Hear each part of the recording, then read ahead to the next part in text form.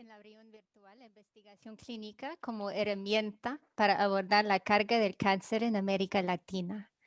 Okay, soy Daisha Kristen de Cancer Research and Biostatistics. Soy Daisha Kristen. De SWOG y es un miembro integral de la iniciativa de Latinoamérica en SWOG. Hoy para esta sesión voy a moderar con Gareth Owens de la Universidad Católica y tengo algunas notas sobre la tecnología antes de arrancar. Si están llamando de un teléfono sin la aplicación Zoom, solo va a tener el audio, no va a tener el video. Okay. Para el botón preguntas y respuestas, le pedimos que ponen las preguntas durante la discusión para que vayamos a filtrar y ver un poco lo que les interesa. Y también incluyen el país de donde vienen o de donde están haciendo la pregunta para que podamos responder de la misma forma, algo que aplica a sus preguntas. Si tienen problemas de conectividad, pueden acercarse más al servidor, pueden conectar la computadora directamente al internet o pueden apagar el Zoom y reiniciar la sesión. Para los hispanohablantes también tienen la opción de utilizar el botón de interpretación en la parte inferior de la pantalla. Cuando alguien está hablando inglés, pueden escoger la opción de inglés si desean. Estamos grabando la región y estará disponible en el futuro. Para la interpretación, la intención de los servicios de interpretación es para promover una mejor comprensión de la conferencia, pero no reemplaza el original. Ninguna persona o entidad asumirá responsabilidad por errores, omisiones o ambigüedades en la interpretación proporcionada durante esta conferencia. En la mañana, en la primera sesión, escuchamos de la doctora Ferrecchio sobre estudios de prevención primaria y secundaria en Latinoamérica. La doctora Neuhauser siguió discutiendo la importancia de investigación en prevención de cáncer. Y la doctora Anderson nos explicó qué es un ensayo en clúster y incluyó algunas opciones de diseños posibles y consideraciones estadísticas. Luego tuvimos una discusión muy productiva sobre prevención en Latinoamérica, colaboración, el uso de biomarcadores. Ahora vamos a seguir en la segunda sección hablando de detección temprana y tamizaje en cáncer de colon, de la próstata y el uso de biomarcadores en ensayos clínicos. Bueno, Gareth. Ok, muchas gracias, Dacia. Para comenzar, es mi honor a presentar al Dr. Ian Thompson de Christus Health San Antonio, Texas, en Estados Unidos. Dr. Thompson es presidente del comité SWOG, genitourinario, es oncólogo, urólogo, con 35 años de experiencia en el diseño y vigilancia de ensayos clínicos a gran escala. Y el investigador principal del estudio S8794, radioterapia adyuvante en cáncer de próstata, y el ensayo de prevención de cáncer de próstata y ensayo SELECT. Ha ocupado varios cargos importantes. Disculpe, tengo... No, está bien. Sigue, por favor. Ok, tengo más rosas para... Ha ocupado varios cargos importantes como presidente de la Sociedad de Oncología Urológica. Es actual miembro de la Junta Directiva de Consejeros Científicos del Instituto Nacional de Cáncer de los Estados Unidos. Bienvenido, doctor. Muchas gracias. Mil gracias a usted también. Es un gran placer estar aquí virtual en Chile. Es una lástima que no podíamos estar ahí Y vamos a charlar sobre detección precoz de cáncer de próstata y también prevención. Vamos a ver si puedo manejar eso. Ojalá, ¿puede ver mis diapositivos? Can you see? Okay, qué bueno. Pues si estamos encargados de la salud del varón, cáncer de próstata es el más común tumor en varones. Y tenemos tres opciones. Uno es esperar hasta que tiene síntomas de la enfermedad. Y inafortunadamente, cuando síntomas se ocurren, en la mayoría de gente tiene metástasis. Y la mayoría de esa gente se va a morir. Y por eso hay dos opciones practicables para controlar esta enfermedad. Uno es detección precoz y el segundo es prevención. Doctor, ¿puede poner su presentación, puede poner su PowerPoint en modo presentación, por favor? Vamos a ver si podemos. ¿Mejor? Perfecto, gracias. Ok, pues.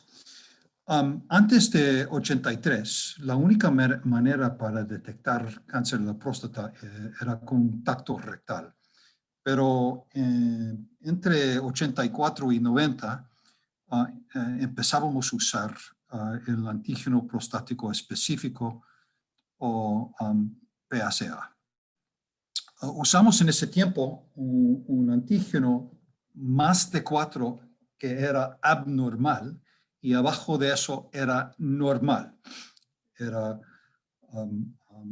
Y los resultados se presentan todavía hoy así, que puede ver un antígeno 5.1, un nivel normal hasta 4 y por eso es elevado. Pero y con ese estudio, ese marcador, es posible, es el más común marcador de cáncer usado en Estados Unidos y mundial. Se puede ver que subió bastante el riesgo de cáncer de la próstata y después de estos primeros años en que eran varones sin detección precoz, un nivel como 2 veces más alto que antes. En ese tiempo, y vamos a regresar a este asunto un momento, el estudio PCPT, el Prostate Cancer Prevention Trial, o estudio del Instituto Nacional de Cancerología de los Estados Unidos, randomizado entre finasteride y placebo, para ver si podíamos bajar el riesgo de cáncer de la próstata. En este estudio, después de 7 años de recibiendo los medicamentos, teníamos una biopsia para todos los participantes en el estudio. Y en 2004 publicamos los resultados de cómo se siguió el marcador de PSA. Y como puede ver aquí, en un nivel del PSA menos de 4, hay bastante riesgo de cáncer en biopsia. Por ejemplo, un PSA de 3, el riesgo de cáncer de la próstata con una biopsia era 25%. El riesgo del cáncer del alto grado era bastante menos, pero sin embargo, un PSA de 3.9 era casi 10% de personas con un resultado de cáncer de alto grado. Y con esta información, hemos hecho los primeros estudios en un calculador para el riesgo individual de cáncer de la próstata, usando más de 5,000 participantes en el estudio, en que teníamos toda la información para establecer el calculador.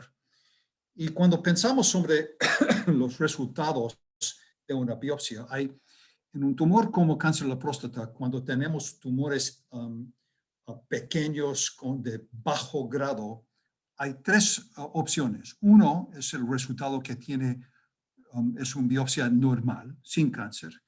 La segunda posibilidad es un tumor de bajo grado. En la mayoría de esta gente, la única cosa que hacemos es vigilancia, sin tratamiento, porque con vigilancia, el riesgo de mortalidad de este tumor es 1 o 2% en 20 años de seguimiento. Pero el riesgo actualmente la razón para hacer una biopsia es para encontrar un tumor de alto grado con el riesgo de mortalidad. Y vamos a tomar 2 ejemplos. Uno es un varón de 55 años sin otros riesgos.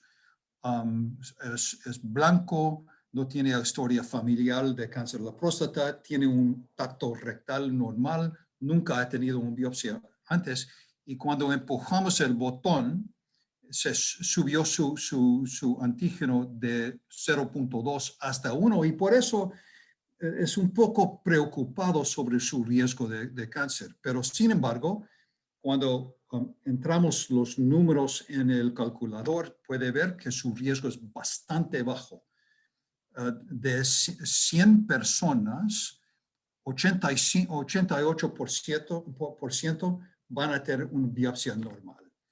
11% va a tener un tumor de bajo grado en que no vamos a hacer tratamiento y solamente 1% va a tener un tumor de alto grado. Por ejemplo, en este paciente podemos decir, no te preocupes, vamos a repetir el antígeno en 1 año. Pero al otro lado, tenemos un varón de 72 años, es un americano africano y su papá tenía un tumor de la próstata.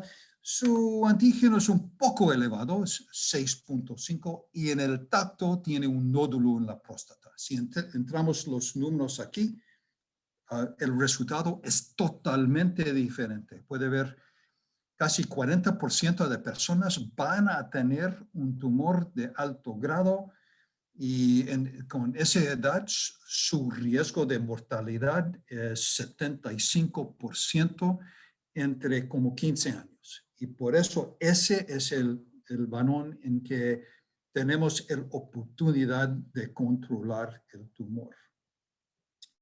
Y los resultados de detección precoz en el estudio, el mejor estudio en el mundo, el más grande de Europa, puede ver que baja el riesgo de mortalidad más o menos 20%. Sin embargo, puede ver aquí las personas que participaron en el grupo de detección precoz, todavía había un riesgo de mortalidad con detección precoz.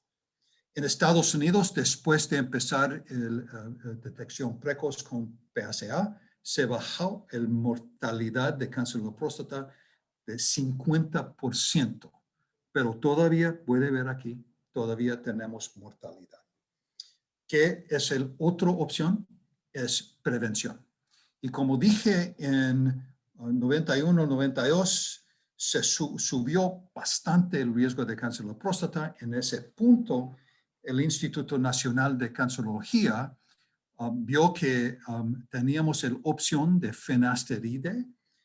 Hay varias razones por qué es posible prevenir cáncer de la próstata con este medicamento, pero empezamos este estudio, el PCPT, Prostate Cancer Prevention Trial, otra vez randomizado entre finasteride y placebo, y después de 7 años de tomar el medicamento, una biopsia.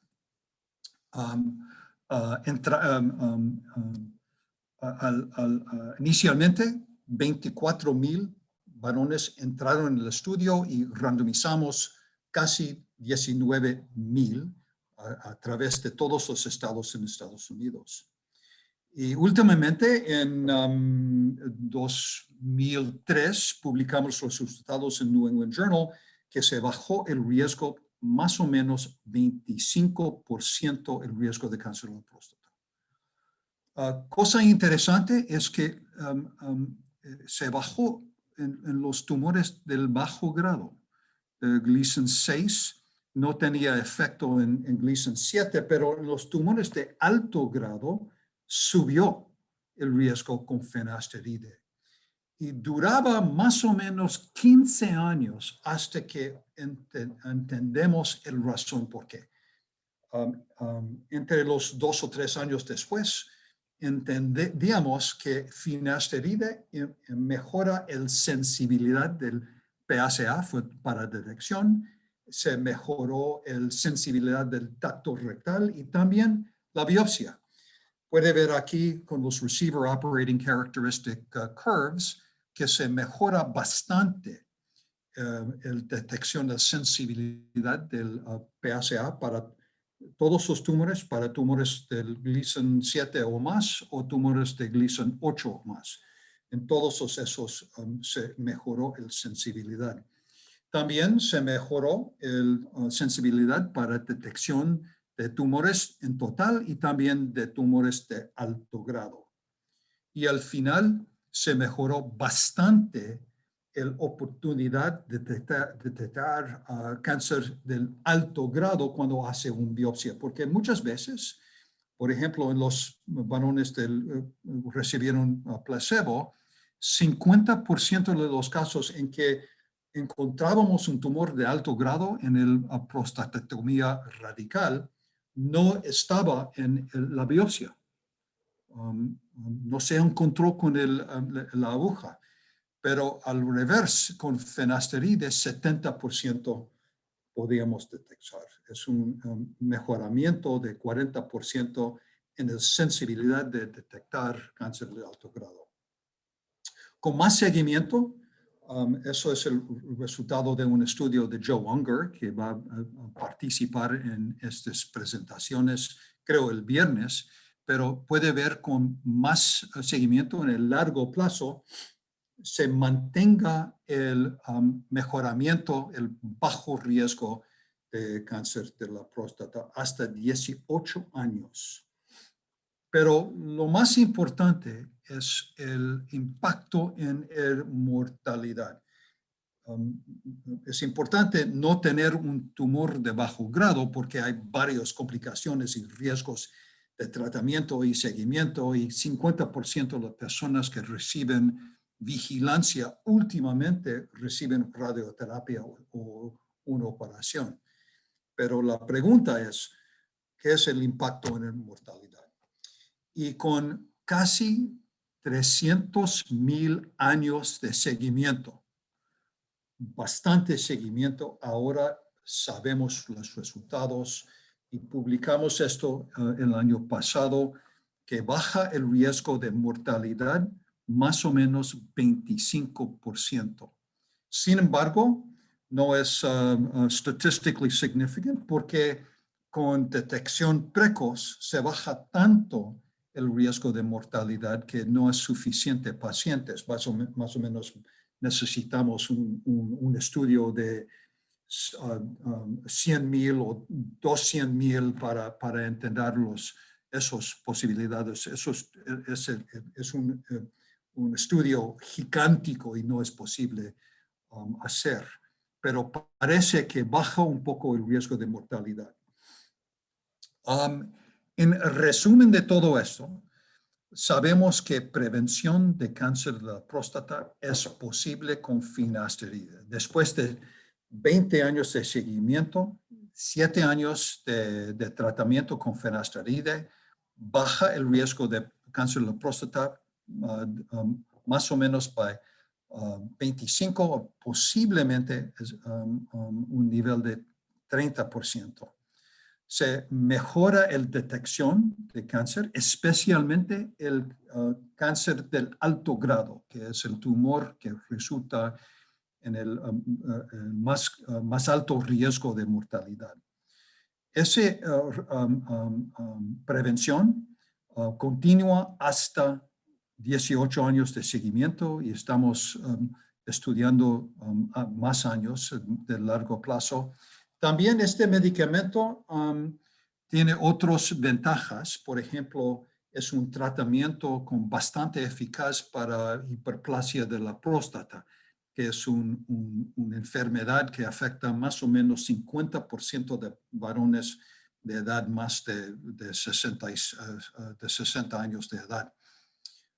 Y parece que no aumenta y es posible que baja el riesgo de mortalidad de cáncer de la próstata. Y por eso En total, sabemos ahora que podemos bajar el riesgo de mortalidad a través de detección precoz y es posible prevenir cáncer de la próstata y es posible durante la mesa redonda podemos charlar sobre otras opciones de prevención de cáncer de la próstata.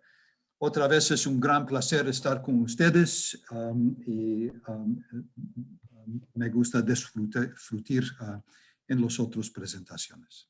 Gracias.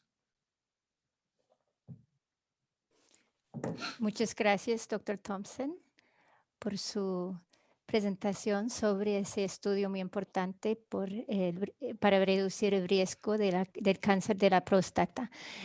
Si tienen preguntas, por favor, escríbenlas bajo la pestaña Preguntas y Respuestas.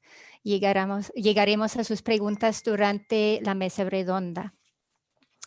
Ahora tengo el placer de presentar al Dr. Corbalán. Es médico graduado en la Universidad de Chile y por el ECFMG en Estados Unidos. También tiene un máster en biología celular de la Universidad de Chile. Hizo su residencia de patología en Mount Sinai Medical Center en Nueva York, de Estados Unidos, y luego hizo un postdoctoral fellow en la Tokyo Medical and Dental School y la Universidad de Kagoshima en Japón. Actualmente es profesor de la Pontificia Universidad Católica de Chile, investigador principal del Centro Avanzado de Enfermedades Crónicas. Su investigación se enfoca en bases moleculares del cáncer gástrico, lesiones precursoras y biomarcadores no invasivos. Tiene más de 90 publicaciones y 7 patentes. Es el chair del GOCHI desde 2016. Bueno, bienvenidos, Dr. Corbalán. Muchas gracias. Voy a enfocarme principalmente en cáncer de estómago, que inicialmente intenté preparar una presentación que incluyera colon, pero dado la pandemia fue imposible durante el año avanzar en esa línea, así que voy a focalizarme en cáncer gástrico. Bueno, voy a mostrar un poco la experiencia de nuestro laboratorio en realizar investigación clínica, translacional y básica en la búsqueda de marcadores.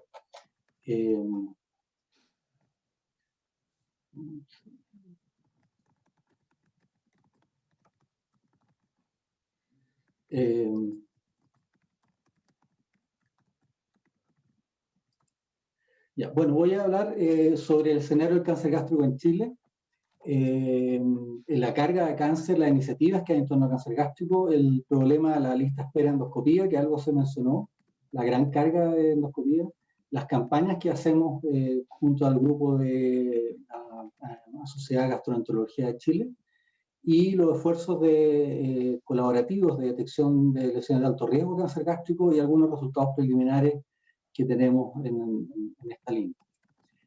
Primero quiero decir algo que se mencionó ayer, así un poco en el contexto de la carga de salud en Chile, que nuestras conductas de salud como población no son de las mejores. Esta es una gráfica de encuesta nacional que se hace regularmente en Chile y muestra que el consumo de sal de más de 5 gramos prácticamente toda la población, hay un nivel importante de sedentarismo, alto consumo de colesterol y sobrepeso en al menos del 30% de la población. Por lo tanto, no es una población sana, sino por lo contrario. Eso significa que hay una carga de enfermedades crónicas importantes, que es lo que se muestra acá, donde cáncer representa el 24%, casi 25%, y se reparte con las enfermedades cardiovasculares prácticamente el 50% de las causas de muerte en nuestro país, en Chile. Y esa es la motivación principal del Centro de Enfermedades Avanzadas, el Advanced Cancer Chronic Disease, donde junto con Caterina Ferrecho somos investigadores de este centro, que es un esfuerzo de 10 años del gobierno de Chile de buscar soluciones a enfermedades crónicas, particularmente cáncer y cardiovascular, y es un esfuerzo en conjunto de las dos universidades más importantes del país, la Universidad Estatal de Chile, la Universidad de Chile, y la Pontificia Universidad Católica, que es una institución académica. También se ha mencionado, el cáncer gástrico es un problema importante en Latinoamérica, y esto lo pone un poco en el relieve de dónde está Chile, que ocupa el tercer lugar después de Guatemala, Ecuador, y lo que es interesante, que muestra que prácticamente el problema del cáncer gástrico en la costa del Pacífico. Argentina, por ejemplo, tiene un nivel bastante bajo en comparación a Chile, a pesar de que somos países vecinos.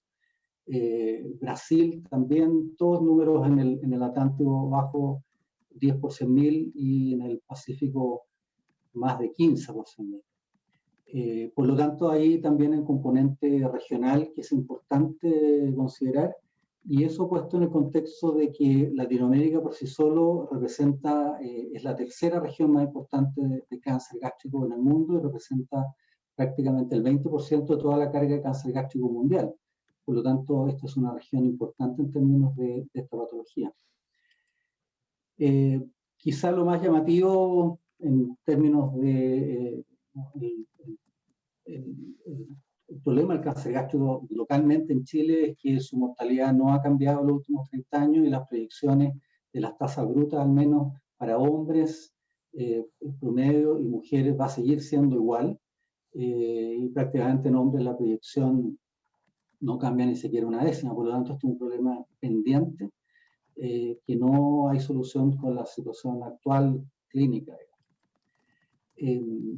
Probablemente eso tiene que ver que el problema dentro de Chile del cáncer gástrico tampoco es un solo problema, que muestra los registros poblacionales que hay, registros que están acreditados por la IARC, y esto muestra en la región de Los Ríos, que está acá en el sur, acá abajo, en verde, y la región de Antofagasta, que acá está en el norte, donde el cáncer gástrico muestra una diferencia importante, prácticamente cercano al doble para hombres en términos de mortalidad, y algo similar para mujeres, con lo cual está diciendo que incluso en nuestro país no es lo mismo el problema del cáncer gástrico en el norte que en el sur del país.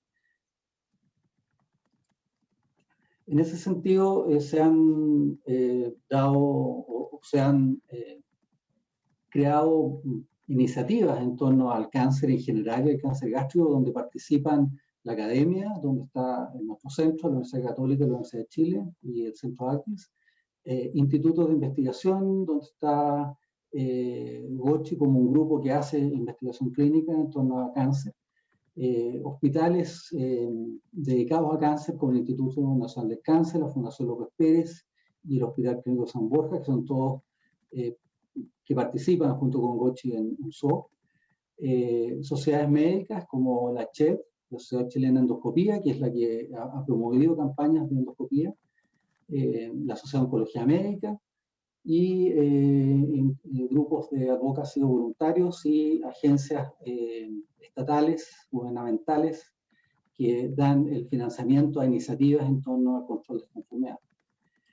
Entonces, en este sentido, quiero mencionar algunos ejemplos de esta iniciativa. En Santiago hay un proyecto liderado por el doctor Arnoldo Riquelme, que ha coleccionado 100 casos de lesiones precursoras avanzadas y alrededor de unos 15 casos de cáncer gástrico. La Fundación López Pérez, Fundación Arturo López Pérez, realiza campañas de detección de cáncer gástrico en población asintomática, que la llaman el mes de cáncer gástrico, y se han recolectado alrededor de 176 voluntarios asintomáticos, lo cual muestra un reflejo de la población general. En la región del Maule han habido iniciativas de proyectos específicos de biomarcadores que han dado pues origen a la cohorte Mauco, que mencionó la doctora Ferrecho, y otras iniciativas en hospitales puntuales, también mucho en población asintomática. Y más en el sur, en la región de la Araucanía, que es una región particularmente con poco acceso a salud, se han realizado campañas de endoscopía lideradas por el doctor Robinson González, donde se han juntado una casuística importante de casi 4.000 pacientes en torno a la resolución de la lista de espera, que sin duda es uno de los problemas importantes y que da cuenta probablemente de esta incapacidad como país de resolver el problema del cáncer gástrico. Y quiero mencionar un poco que este problema de la lista de espera en general y en particular al recurso endoscópico es un problema de opinión pública. Este es un periódico chileno que circula en inglés. Y aquí lo muestro como unos titulares. Eso también ha sido parte se ha hecho cargo las instituciones estatales, donde se ha generado esta iniciativa que se llama Compromiso País, donde se menciona la lista de las causas que producen esta lista de espera, y el manejo clínico, la gestión clínica representa prácticamente la mitad del problema, que probablemente en términos de cáncer gástrico significa el acceso a la endoscopia. Y también han habido iniciativas científicas, esta es una publicación del año pasado del Grupo de Salud Pública de la Universidad de Chile, que muestra y tabula de una manera más científica el aumento de mortalidad asociado a esta lista de espera. Y eso, si lo ponemos en el contexto de la pandemia, va a ser aún peor, porque esto es un anuncio de un periódico local del 21 de octubre, hace alrededor de 3 semanas, que muestra que a la fecha tenemos prácticamente un atraso de 100.000 endoscopías sobre el atraso que ya existía producto de la pandemia. Por lo tanto, si probablemente estoy atrasado en la magnitud del problema que estoy describiendo, porque esto se está acumulando, y esto es lo que algunos llaman la segunda pandemia en cáncer. Entonces, en ese contexto, hace un par de años, el año 2016, el doctor Robinson González, que en esa época era el presidente de la Asociación Chilena de Endoscopía, organizó estas campañas de resolución de lista de espera para endoscopía en una región particular que se muestra acá, que se llama Nueva Imperial, donde hay un hospital que tiene capacidad de endoscopía, pero no está cubierto ese recurso, y recoge toda la zona costera de esta región de la Araucanía, una región con un componente indígena importante, y se han realizado campañas consecutivas todos los años con números crecientes de pacientes, de 750 hasta 1.350, y después se bajó un poco a 580, y hoy día son campañas de alrededor de 500 pacientes por año. En esas campañas, estas campañas son el producto de una actividad previa que realizó la Sociedad de Endoscopía, de generar normas y guidelines de cómo realizar endoscopía y qué procedimientos de biopsia realizar para detectar lesiones de alto riesgo. Esto es una publicación del año 2014 en preparación a esta actividad de las campañas. Y esto lo menciono porque estas campañas no son una actividad así de un día para otro, sino es producto de un trabajo primero de juntar a la Sociedad de Endoscopía y generar guías para que sean aplicadas en la campaña. Y una de ellas es este análisis seriado de 28 imágenes del tubo del estómago, algo que en el estómago no está tan formal o tan normalizado como ocurre con otros procedimientos endoscópicos. Y aquí quiero mencionar la participación del doctor Robinson González y del doctor Raúl Araya, dos gastroenterólogos chilenos que forman parte de esta asociación mundial que ha generado estas guías. Todas estas guías se están aplicando en estas campañas en Nueva Imperial.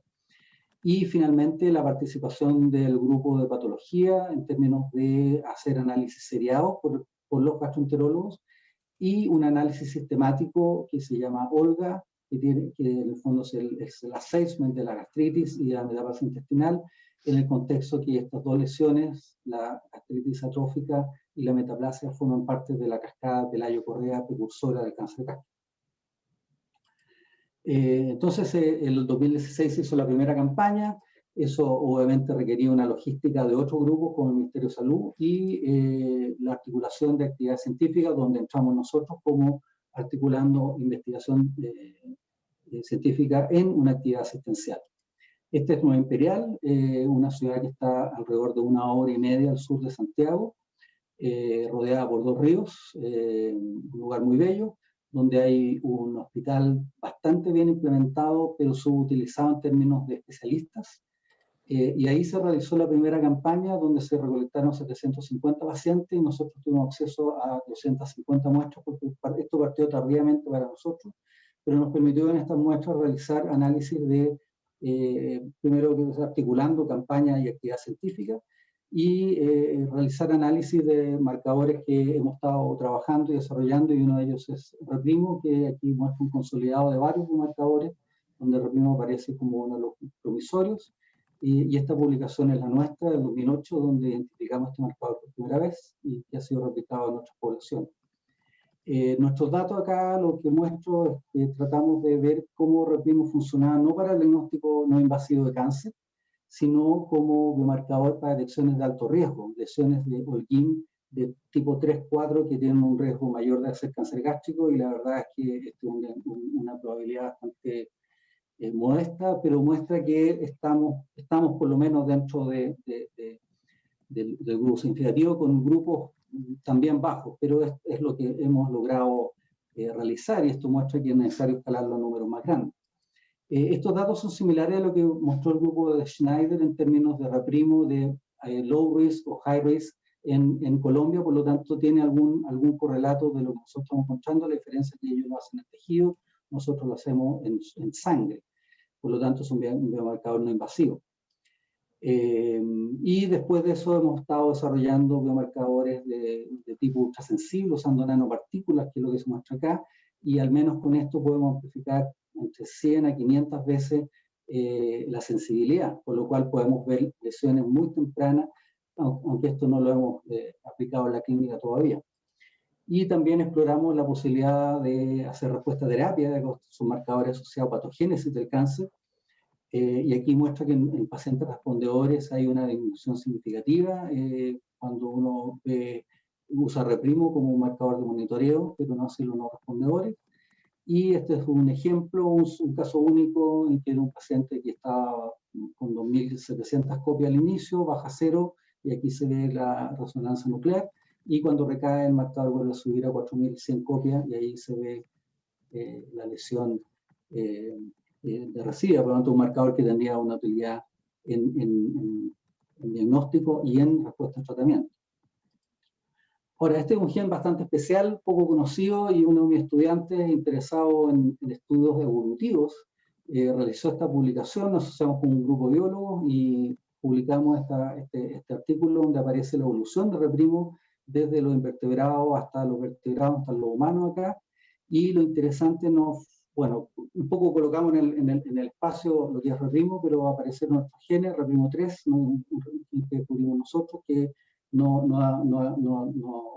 evolucionó hasta humanos, y caracterizamos Reprimo-like, que es un gen que tenía algunos datos previos, pero no formalmente en publicaciones. Por lo tanto, una tesista en mi laboratorio, Alejandra Alarcón, tomó este desafío y caracterizó Reprimo en cáncer gástrico. Esta es una tesis que acaba de terminar. Y bueno, hay varios estudios básicos que hicimos de ver cómo funcionaba como gen supresor de tumores, igual que Reprimo. Pero lo interesante desde el punto de vista biomarcador, que también funcionaba para distinguir pacientes con cáncer de controles sanos. Por lo tanto, aquí tenemos un segundo biomarcador. Y en paralelo, otra tesista, Alejandra Sandoval, identificó otro marcador que se llama microRNA 335, un microRNA que no está bien, tampoco bien caracterizado en cáncer gástrico y nadie lo ha mirado en plasma. Nosotros identificamos que también separaba sanos de enfermos. Entonces, con esto quiero decir que en el fondo probablemente hoy día tenemos una batería de 3 marcadores que podrían utilizarse en conjunto. Y eso es lo que ha estado realizando María José Maturana, que es una 4 minutos. Gracias. En una investigación asociada a mi laboratorio, que ha combinado los 3 marcadores y ahora tiene un proyecto que lo va a generar en un multiplex para hacer un solo ensayo. Entre medio nosotros hemos hecho más actividades de campañas y estamos mirando colaboraciones con el NIH en términos de un proyecto que se llama GCPL. En ese proyecto hemos coleccionado muestras de cáncer gástrico y hemos caracterizado los pepsinógenos, lo cual muestra una progresión de factor de riesgo interesante que llega casi hasta otro hecho de 10. con lo cual pepsinógeno sí podría tener un espacio y quizá usarse combinado con los marcadores que nosotros estamos analizando. Estos son datos que también estamos preparando en el laboratorio.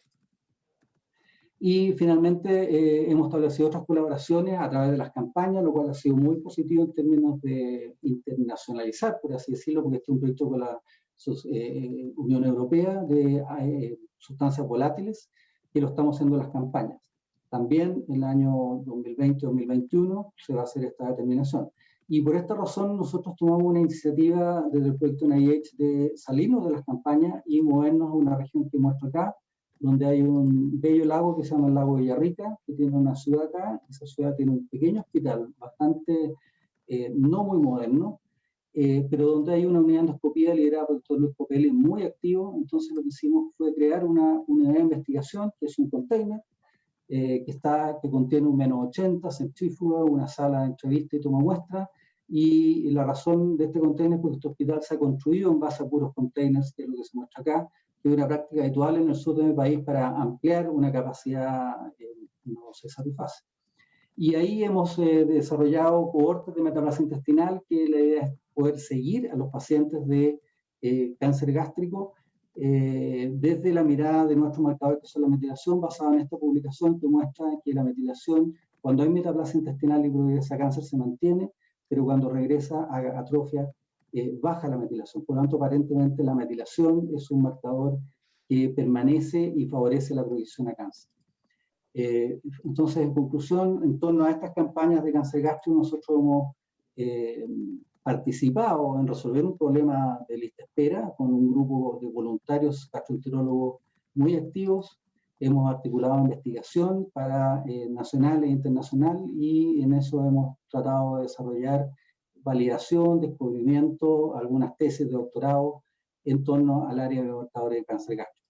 Esto para nosotros es solo el comienzo de una etapa muy larga, y yo creo que el sentido de esta reunión es un camino que no se hace solo, se hace obviamente en grupo. Nosotros nos movemos en estas primeras etapas de descubrimiento y validación inicial. Y esta es una despedida que hicimos de la campaña 2017. Esto es una ruca de esta población mapuche, la población original de esta zona.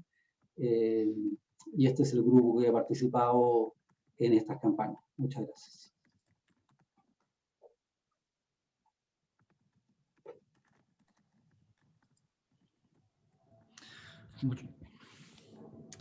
Muchas gracias, Alejandro.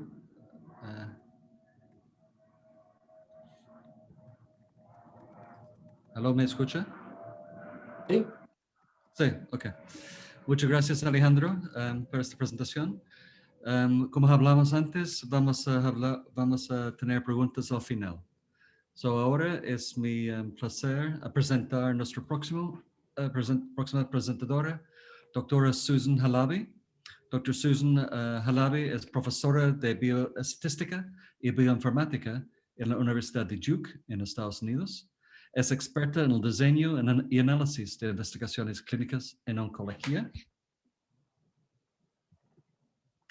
Es miembro del Comité Directivo Genitourinario del Instituto Nacional de Cáncer de los Estados Unidos, y también es miembro del Comité Consultivo de Médicas Oncológicas de la Administración de Alimentos y Medicamentos, el FDA, de los Estados Unidos. Bienvenido, doctora. Muchas gracias por venir.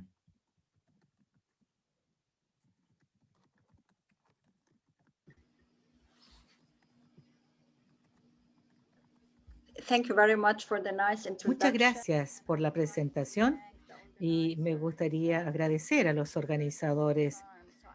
Yo estoy feliz de ser parte de este programa, ya que muestra compromiso y alivia la carga del cáncer en América Latina. La charla de hoy se va a focalizar en los biomarcadores, en los estudios clínicos. Yo sé que se va a hablar más de ese tema específicamente dentro de los estudios clínicos, pero me voy a adelantar y voy a compartir con ustedes lo que yo pienso. Ahí sí, ahí se está moviendo. Al inicio, vamos a definir qué es un biomarcador. Como todos sabrán, el biomarcador es una característica que se mide objetivamente. Es un indicador de procesos biológicos normales o respuestas farmacológicos a intervenciones terapéuticas.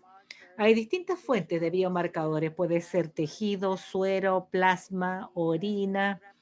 También puede ser radiográfico. Estos son algunos ejemplos de biomarcadores bien conocidos en distintos cánceres. Si vemos en cáncer de mama, estrógeno, progesterona. Si vemos CA153 en cáncer de mama, está en sangre. Hay otros también en la saliva. BRCA1 y 2 se puede medir en la saliva o el suero. Estos son ejemplos de biomarcadores que se han utilizado en terapias. Estamos principalmente interesados en el uso de los biomarcadores para terapia dirigida. Existe una suposición acá, un supuesto implícito, que el tratamiento está diseñado para afectar una vía biológica específica. Normalmente, cuando hacemos eso, generalmente empleamos un ensayo para juzgar la presencia o ausencia del blanco. Como ya les dije, la terapia dirigida se asume a priori que funciona primariamente en pacientes con el blanco. Con eso quiero decir que podemos estar interesados en un grupo de pacientes que presentan el biomarcador.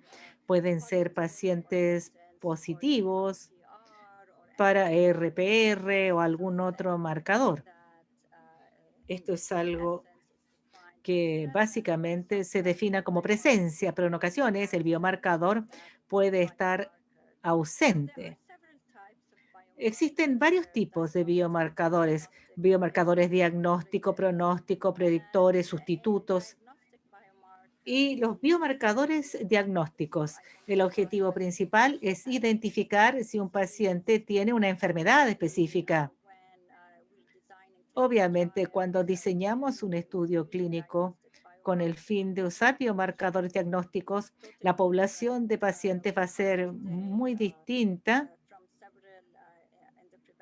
de los estudios de prevención. Si el objetivo es prevenir el cáncer, entonces esos biomarcadores pueden ser más útiles, o podemos ver antígenos de cáncer. Normalmente, cuando vemos biomarcadores diagnósticos, algunos criterios que son importantísimos de evaluar son especificidad y sensibilidad. Por supuesto, hay desafíos en cuanto a descubrimiento y en cuanto al uso significativo de los biomarcadores. Yo no voy a hablar mucho sobre eso porque voy a compartir con ustedes algunas referencias. Esto serían biomarcadores diagnósticos.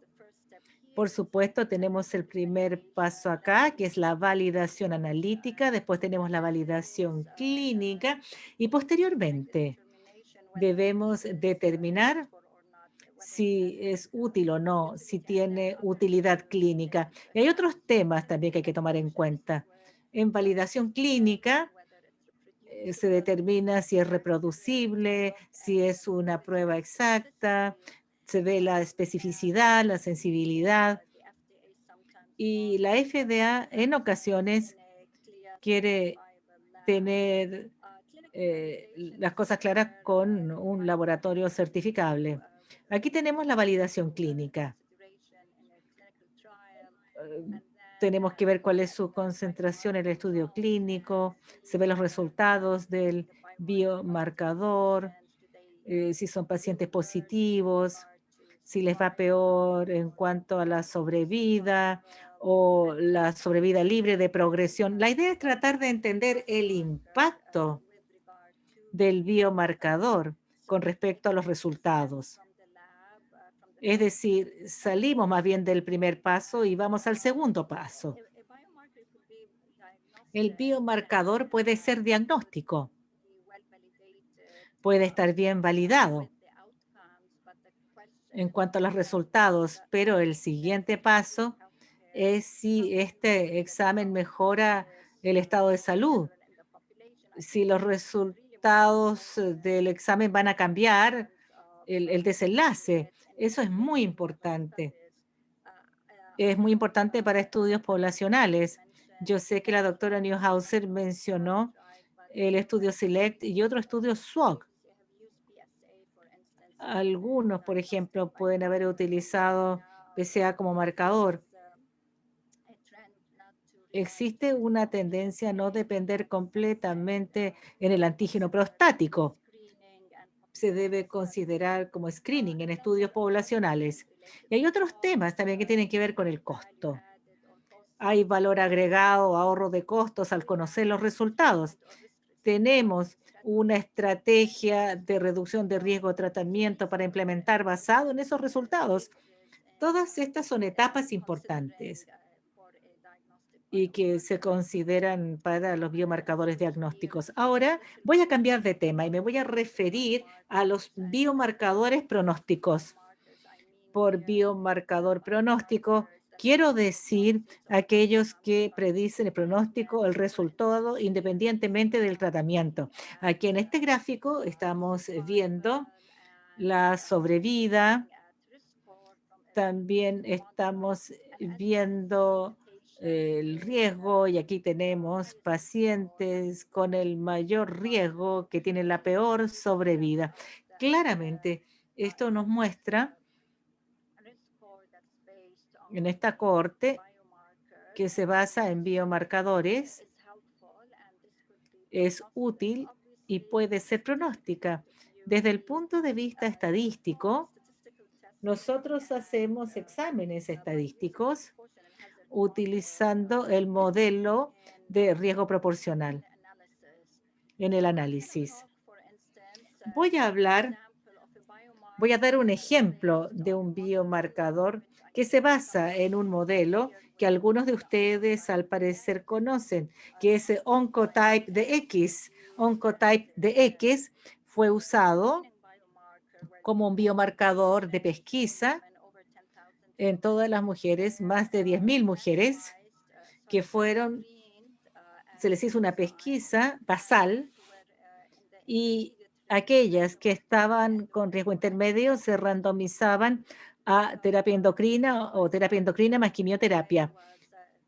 Este biomarcador estratificaba de cierta manera a las pacientes en distintos grupos de riesgo, bajo, medio, alto, pero son solamente las del medio, del riesgo intermedio, en donde se respondió a una pregunta importante. Si la terapia endocrina sola no es inferior a endocrino más quimio. Esa era la pregunta de interés. Otro ejemplo es el estudio Ambassador. Es un estudio de cáncer urotelial. El biomarcador era para estratificar. PDL1 se consideraba importante y querían equilibrar los factores pronósticos. PDL1 querían asegurarse que no había sesgos introducidos al no estratificar PDL1. Este es otro uso de un marcador pronóstico para el diseño de un estudio. Ahora, biomarcadores predictivos. Cuando hablamos de los biomarcadores predictivos, vemos biomarcadores que predicen respuesta a intervenciones específicas. Por ejemplo, en el caso de HER2, predice la respuesta a trastuzumab en cáncer de mama o quizás IL-2 pazopanib en cáncer renal. Estas curvas Kaplan-Meier presentan 4 líneas distintas. Estas incluyen tratamiento y biomarcador. Por ejemplo, acá, la línea azul, tratamiento estándar con bajo nivel de biomarcador. La línea verde es el brazo experimental con bajo nivel. Y aquí tenemos brazo experimental con altos niveles. Y este ejemplo era lo peor. De hecho, este viene de un estudio real de cáncer renal. Y notamos que la ausencia del biomarcador era algo bueno. Los pacientes que tenían bajos niveles y eran tratados con terapia experimental les fue mejor. Entonces se consideró como un biomarcador predictivo. Una forma de utilizar los biomarcadores predictivos en el diseño de un estudio, por ejemplo, nosotros sabemos que los pacientes HER2 positivos responden a trastuzumab. En el estudio TOGA, esto se diseñó como un estudio enriquecido, con casi 4.000 pacientes con cáncer gástricos. Se les hizo un screening. Se trataron los pacientes positivos. Los pacientes positivos después se randomizaron ya sea al estándar de cuidado o estándar de cuidado más trastuzumab. Este estudio demoró mucho tiempo, pero lo bueno de él es que sabemos que este es el blanco, esto es lo que uno ve cuando se realiza el estudio, cuando se analiza, notamos que hay una sobrevida superior en los pacientes HER2 positivo y el valor P fue altamente significativo. Ahora vamos a hablar de biomarcadores sustitutos, lo que también se puede usar en los estudios poblacionales y de prevención. Yo ya hice alusión al uso de un endpoint sustituto. El endpoint sustituto es una combinación de dos biomarcadores, uno de ellos células tumorales circulantes y LDH. En este grupo clasificaron a los pacientes en 3 grupos: riesgo bajo, medio, alto, sobre la base de células tumorales circulantes y LDH. Aquí el biomarcador, de cierta forma, se usa el término biomarcador, pero es más bien una combinación de biomarcadores. Esto es muy poderoso, ya que esto puede ser potencialmente aceptado en la comunidad. Y sabemos que la sobrevida global es difícil de diseñar como endpoint en un estudio clínico. Alguien puede usar la combinación de células tumorales, circulantes y, bueno, este es un ejemplo hipotético. La pregunta que solemos enfrentar, bueno, ¿cuánta verificación necesitamos en cuanto al biomarcador? Todo depende. La respuesta es, ¿cuál es el propósito del biomarcador? Como observan, si el propósito es usarlo como un factor pronóstico predictivo, hay una mayor estrechez, digamos, en la verificación. Queremos asegurarnos que el nivel de evidencia sea alto.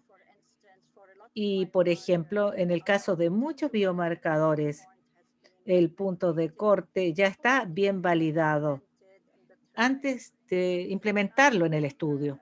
Este es un paper publicado en el año 2009 en Genetics in Medicine. Aquí vemos la jerarquía de evidencia. En cuanto a la evidencia, decimos que mientras más alta la evidencia, bueno, esta suele venir de estudios clínicos randomizados. Los estudios clínicos randomizados, si hay datos de biomarcadores, ese biomarcador ya sea puede ser uno solo o una combinación de ellos, ese nivel va a estar bien. Este sería uno de los niveles más altos. y después vendría el estudio controlado randomizado. En cuanto al proceso de los biomarcadores, normalmente las personas comienzan con el descubrimiento del biomarcador. Después se pasa al desarrollo del ensayo, validación analítica, algo que mencioné brevemente. Después la validación de la utilidad clínica y posteriormente, si se puede implementar, tiene que pasar por todos esos pasos. Este es un artículo muy interesante que describe los criterios para utilizar los predictores basados en ómica en los estudios clínicos. Gran parte de esto tiene que ver cómo prepara el espécimen, las condiciones de almacenamiento, la cantidad mínima de especímenes. Esto es para uso con biomarcadores o cualquier combinación de biomarcadores. Puede ser algo como Oncotype DX o Decipher, que generalmente se usa en próstata y cáncer de mama. Los temas de los ensayos que hay que considerar como uno establece un procedimiento operativo estándar detallado para hacer el ensayo. Ahora, el establecimiento también de los criterios de aceptabilidad para la calidad de los batches o lotes del ensayo y los criterios de aceptabilidad para los batches o lotes y los especímenes individuales. Todo esto fue mencionado en un paper que da el marco. Hay que asegurarse que el biomarcador se efectúe en un laboratorio certificado por CLIA si los resultados se van a usar para determinar el tratamiento. Eso se hace acá en Estados Unidos, tiene que ser certificado por CLIA. Otro punto es que el documento de consentimiento informado debe ser firmado por los participantes del estudio. Debe describir de manera precisa riesgos y los beneficios potenciales asociados con el uso de los exámenes de ómica. Esto se aplica a todos los biomarcadores. Esto tiene que ser firmado y el paciente va a tener que estar de acuerdo que los especímenes se usen no solamente para investigación actual, sino también futura. Gracias. Ya les di un vistazo general y yo hice la diferencia entre los distintos tipos de biomarcadores y el nivel de evidencia, pero hay otras cosas a considerar cuando uno diseña un estudio clínico, si el objetivo es prevención o no. Y estas cosas son la prevalencia del marcador, la sensibilidad y especificidad del marcador, cuán reproducible es y si el ensayo es válido o no, y la factibilidad de una evaluación en tiempo real. Si el marcador demora varias semanas, quizás no sé si se podrá usar un estudio clínico. Los biomarcadores van a seguir siendo utilizados en los estudios clínicos. El biomarcador puede ser uno o una combinación de biomarcadores, como Decipher, Score, Oncotype. Sirven distintos propósitos. Se pueden utilizar para enriquecimiento, se pueden utilizar como factor de estratificación o para ajuste. Muchísimas gracias por su atención. Muchas gracias, doctor Alavi, por su presentación sobre los biomarcadores, los usos, los tipos y, bueno, algunas otras consideraciones. Ahora vamos a iniciar la mesa redonda. Si todavía no han puesto sus preguntas en la parte de P y de preguntas y respuestas, por favor, agréguenlas ahora. Tenemos 25 minutos para la discusión. Ok, muchas gracias, Dacia. Y vamos a comenzar con Dr. González. Dr. Thompson. Y, doctor, tenemos una pregunta común, de verdad. Y de verdad, una pregunta común de todos los que trabajan en cáncer hoy en día es si la detección de PSA es costo efectivo para el Estado para reducir la muerte por cáncer. ¿Cómo responderías a esta pregunta? Y también Dr. Jorge Gamboa de Chile está preguntando qué opinión le merece que la Task Force no categóricamente recomiende la pesquisa precoz con PSA. Casi la misma pregunta. Son buenas preguntas porque, pues, como sí tiene eficaz de un punto de vista económico, no sabemos. No hemos hecho esos estudios. La única cosa que sabemos es que entre los años desde 25 años hemos visto bastante bajo el mortalidad en Estados Unidos, 50%. Y sabemos en los estudios randomizados, el estudio PLCO en Estados Unidos tenía problemas porque había bastante uso voy a cambiar a español, antígeno prostático específico, APE. Bastante uso de APE en los pacientes randomizados al brazo sin detección precoz. Actualmente había más detección en ese brazo que el otro brazo. Por eso el mejor estudio era en Europa. Parece que es necesario hacer el antígeno en más o menos 800 hasta 1,000 de personas y hacer tratamiento hasta 27 personas para no tener un varón mortalidad de cáncer de la próstata.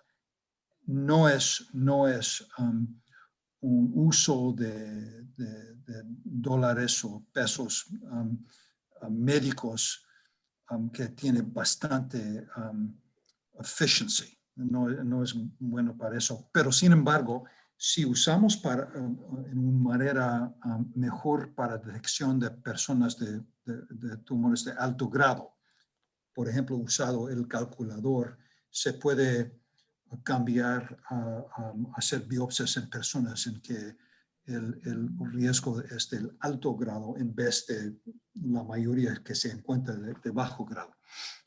La segunda pregunta es el US Preventive Services Task Force, que están cambiando de vez en cuando a través de los años sus recomendaciones. Inicialmente era hacer una charla con el paciente sobre las ventajas y desventajas y los riesgos de detección precoz. Había 2 o 3 años en que no recomendaron, se dieron una etapa de D para screening y ha cambiado otra vez a un C, en que recomienden una charla con el paciente sobre las ventajas y desventajas. Y yo creo que el problema es que no hay manera fácil para tener esa charla en un tiempo de 15 minutos o 20 minutos en el consultorio de un tumor, un médico primario. Es muy difícil tener eso. Pero hay maneras, hay vídeos que se puede usar para el paciente para pasar esa información al paciente, pero es difícil porque sabemos que baja el riesgo y hay pacientes con tumores de muy alto grado que viven años y años sin una recurrencia de su tumor. Es que el problema es que estamos haciendo demasiado tratamiento en pacientes que no va a tener ventajas y las complicaciones de radioterapia y cirugía son bastantes. Es muy difícil y por eso es necesario tener una conversación con el paciente y de vez en cuando su esposa también. Perfecto. Gracias. Bueno, una pregunta para la doctora Halabi. En el momento de calcular el tamaño muestral, ¿se deben tener consideraciones especiales de ajuste para estudios que incorporan biomarcadores?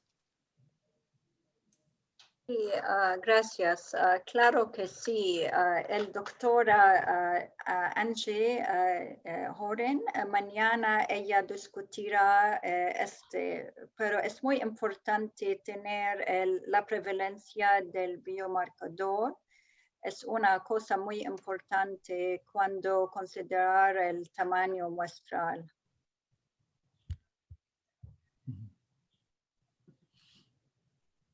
Gracias. Ahora yo tengo pregunta para el Dr. Corvalán.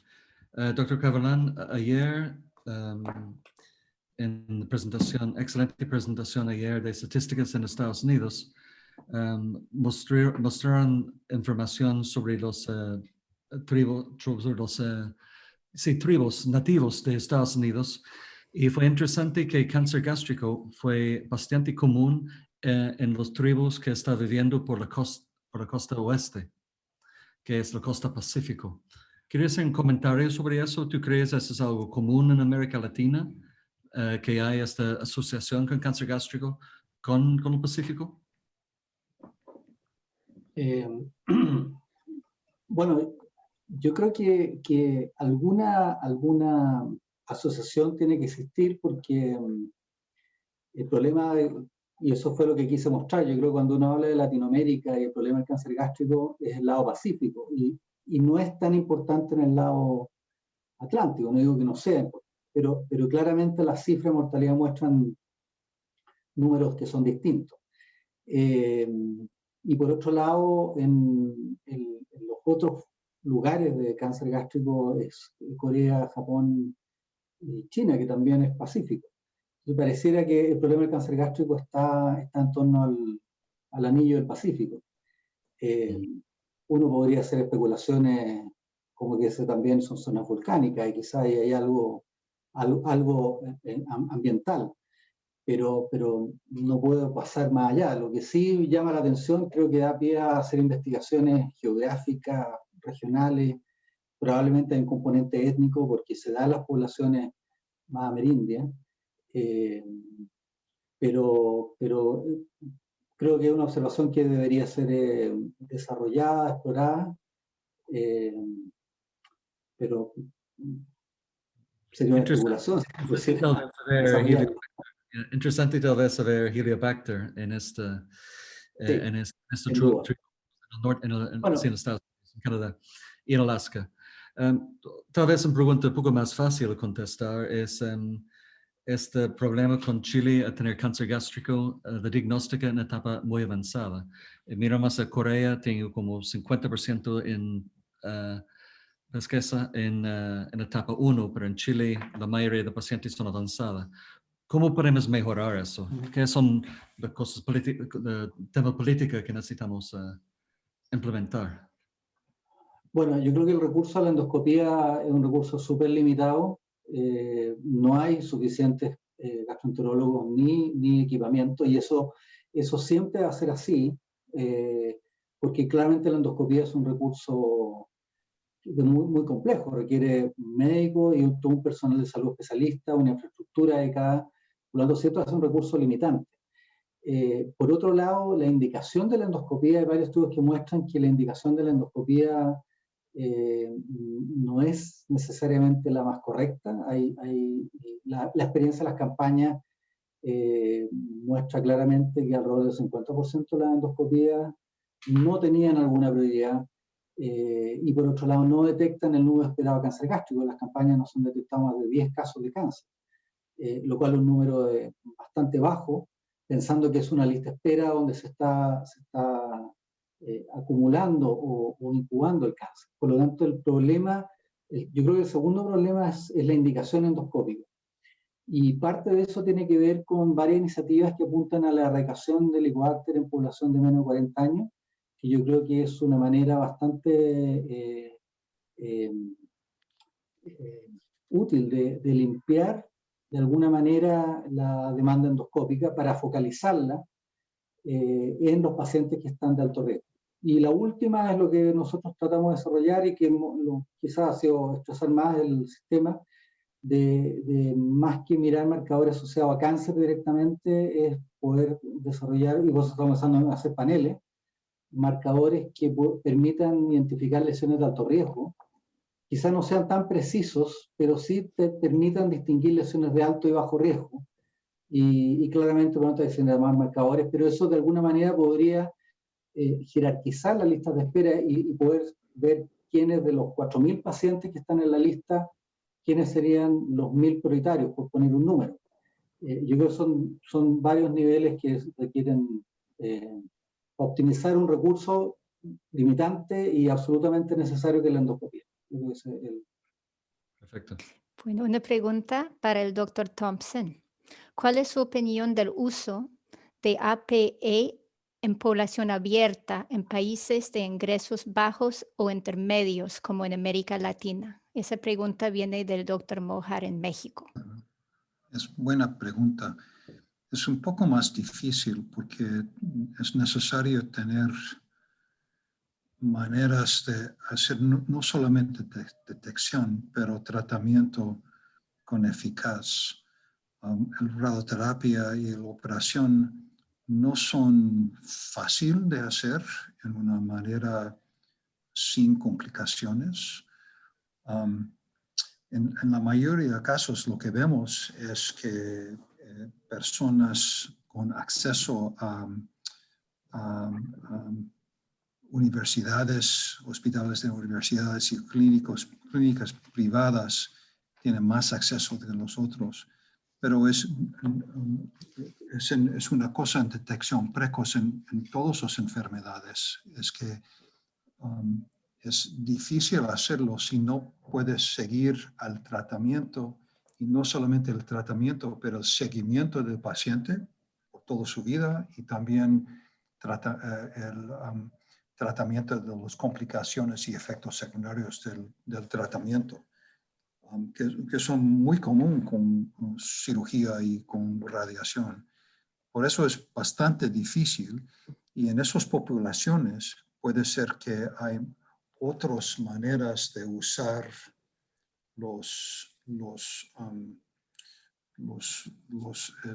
dinero que tenemos en el nacional para tratamiento de enfermedades. Es posible que será mejor usar para otras enfermedades, por ejemplo, cáncer gástrico en países en que es más común. Pero si estamos buscando una manera para bajar la mortalidad y morbilidad del cáncer, la próstata no es el mejor. Probablemente es cáncer del pulmón, gástrico, de intestino y en esos. El cáncer de la próstata no es el mejor. Y eso es una razón para usar prevención. Porque, por ejemplo, finasteride no es muy costoso. Más en Estados Unidos es $1 centavo cada pastilla. It's very, very cost effective.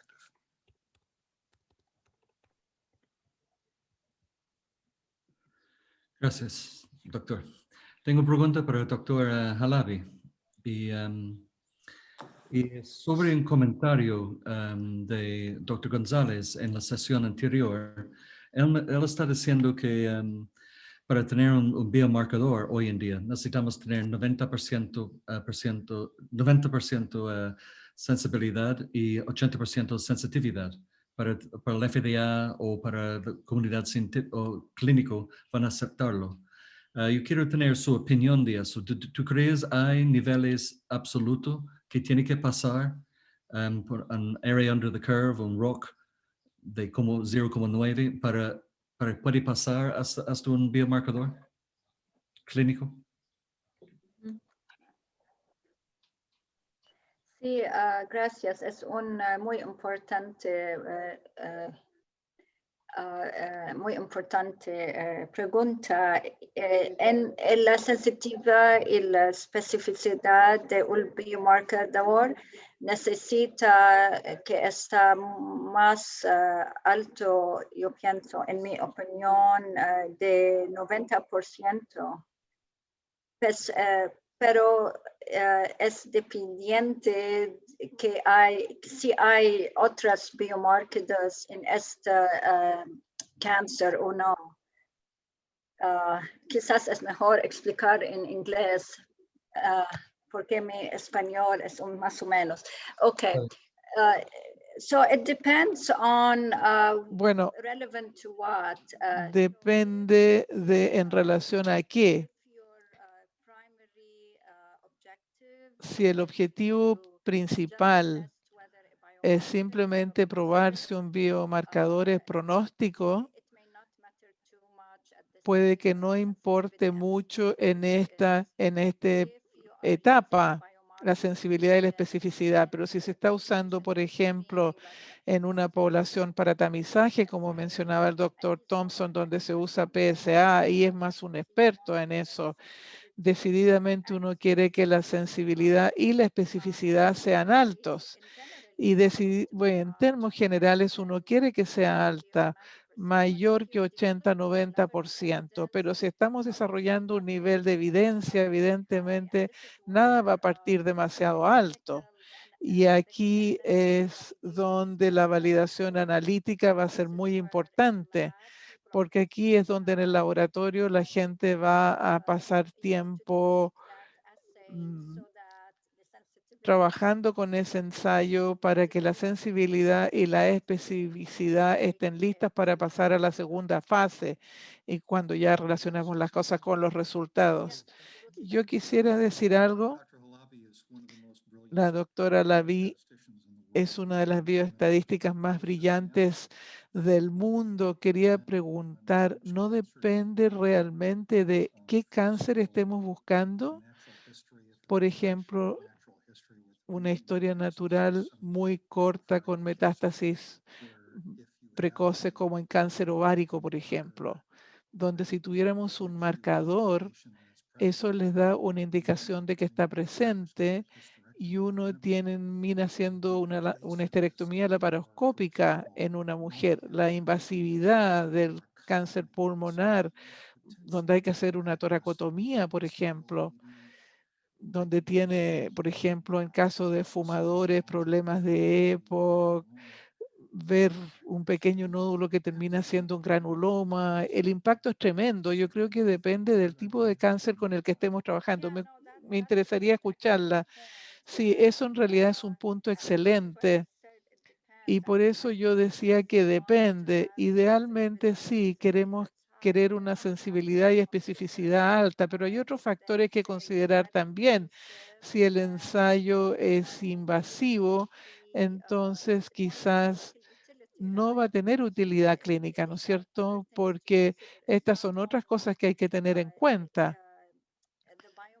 No solamente el biomarcador en términos de nivel de evidencia, en términos del biomarcador, cómo se usa en los ensayos clínicos, si es pronóstico, predictivo, diagnóstico.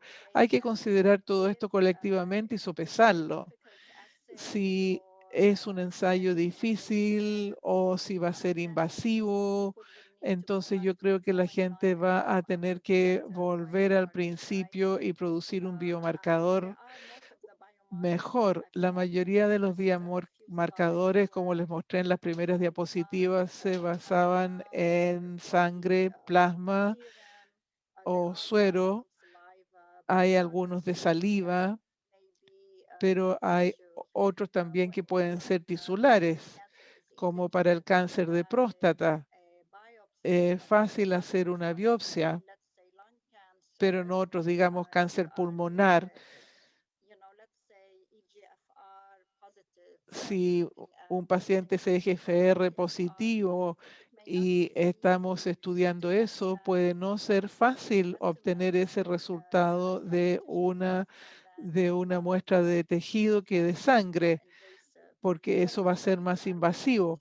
Entonces quizás las personas están dispuestas a reducir el nivel de sensibilidad y especificidad. Quizás alguien va a decir, si un test va a ser más preciso sobre la base de tejido a diferencia de sangre, pero como estadística yo creo que esos niveles hay que mantenerlos altos, 90% mayor. La razón por la que lo digo es porque creo que si no, no vamos a servir bien a nuestra comunidad científica ni a nuestros pacientes. Bueno, esto significa que el laboratorio tiene que trabajar en algo que sea clínicamente utilizable. Gracias. Bueno, una pregunta para el doctor Corbalán. ¿Cómo ha enfrentado los desafíos de biobancos en hospitales no dedicados tradicionalmente a la investigación? ¿Qué pueden hacer para colaborar y tomar alicuotas en investigaciones que usan biomarcadoras?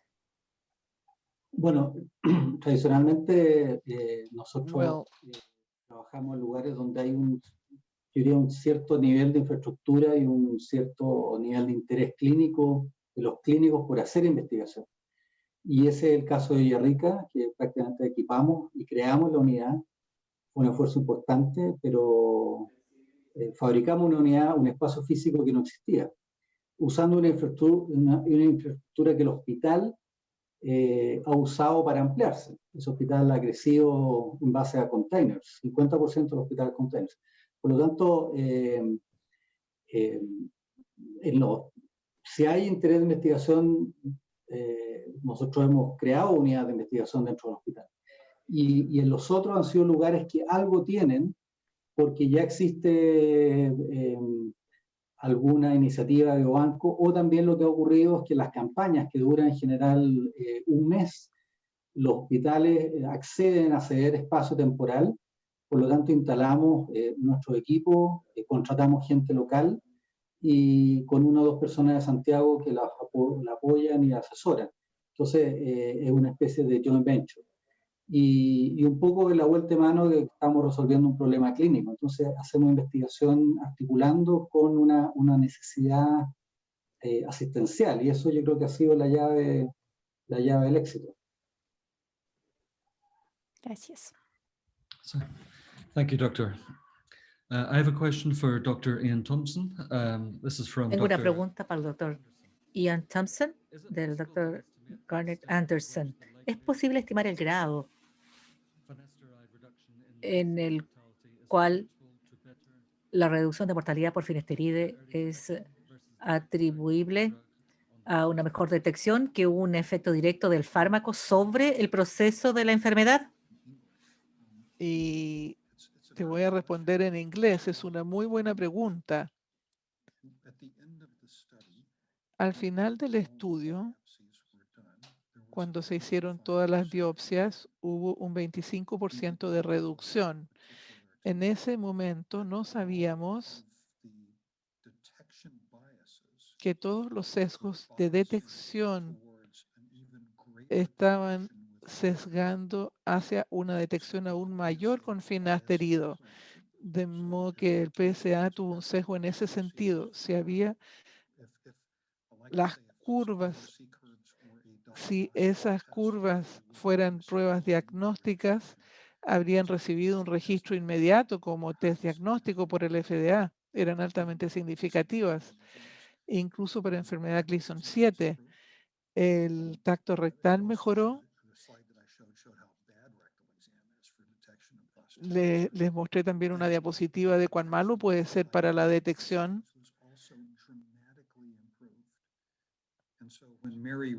Así es que cuando Mary Redman reunió todos estos sesgos en un gráfico, sugirió que la reducción real era de más o menos un 30%, con un 27% de reducción en las enfermedades de alto grado. Es usando el modelo, pero yo recuerdo 5 o 6 otras publicaciones que tomaron esos sesgos también. Y lo que es realmente fascinante es que la reducción en riesgo de mortalidad bajó en 25%, tomando todas las líneas en su conjunto, aunque no fue estadísticamente significativo, porque si lo pueden imaginar, 19,000 personas participaron en el estudio y solo 100 personas murieron de cáncer de próstata. Por lo tanto, está inherentemente confundido por la necesidad de comprobaciones y esas comprobaciones reducen la mortalidad, así que realmente uno no sabe y la única forma de saberlo sería hacer un estudio de 100.000, 200.000 personas por 25 o 30 años, cosa que no va a pasar. Así que es nuestra mejor estimación. La mayor parte, bueno, los sesgos de detección con finasterida muestran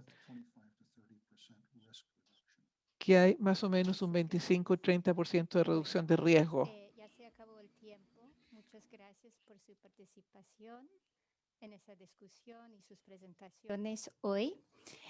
Mañana vamos a seguir la conferencia con investigación clínica y translacional, y en la tarde vamos a hablar más sobre retos y oportunidades de la investigación en Latinoamérica, oportunidades de colaboración con SWOG también.